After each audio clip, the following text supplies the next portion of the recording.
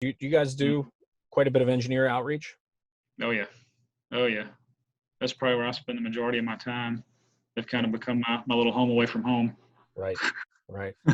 Uh, and Andy and I were, matter of fact, talking about this yesterday, that I love engineers because they love to learn. And so they're typically 90% of the ones I deal with are extremely open for us coming in and talking about what we do, because it is exciting stuff, man. It's a neat process. It's neat products, and you're solving some huge issues, especially when you get down to bottom line of a project and keeping a project moving and not slowing it down. Be able to solve some of that, and those guys and girls love to learn, and so I love talking to them because they ask a lot of questions. And so for us as a company that's going after, again, innovative repairs, different stuff, it certainly helps when we can pick the brain of 100 engineers a year or better and make sure that we're doing everything that we need to be doing for them to spec a project.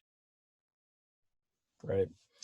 So is that one of the metrics that you look at as far as, you were talking about some of the KPIs of, the amount of calls, average ticket price, close rate? Do you look at engineer presentations? Yeah. So at the end of the year, really month by month, but especially at the end of the year, we'll break down where our revenue came from, and of course trying to measure what's working and what's not, because that marketing's a whole nother animal, when you're measuring your advertising and different things like that.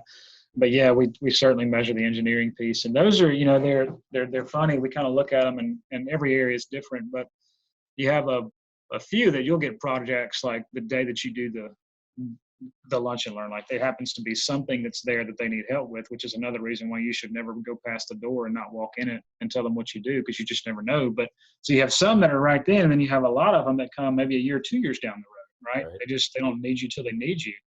But then when they do, they remember the company that came in and tried to educate them a little bit and stayed in touch with them. Yeah, you nailed it. I think the end game with the engineer effort really is that 2, 3, even longer years out sometimes. Yeah. I think it takes a while, just like when, Morgan can probably speak to this, but just like when he started out, he had to figure out what all he could do with polyurethane. And so these engineers are the same way. Like, we'll get a lot of calls for the first month or two, just testing, like, hey, is this a good opportunity? Or what do you think about this? And come look at that.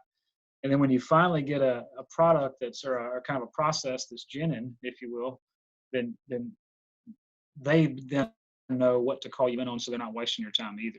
But, we've got some that we work with so much now that, and this is on the facilities director side too, they'll call us and say, hey, we're thinking about doing this. Is there anything you have that would be better? If so, I'd love to hear about it. So they've kind of started calling us pre-job, pre-spec, pre-bid. Yeah, that's the table you want to be at, right? Yeah, that's right.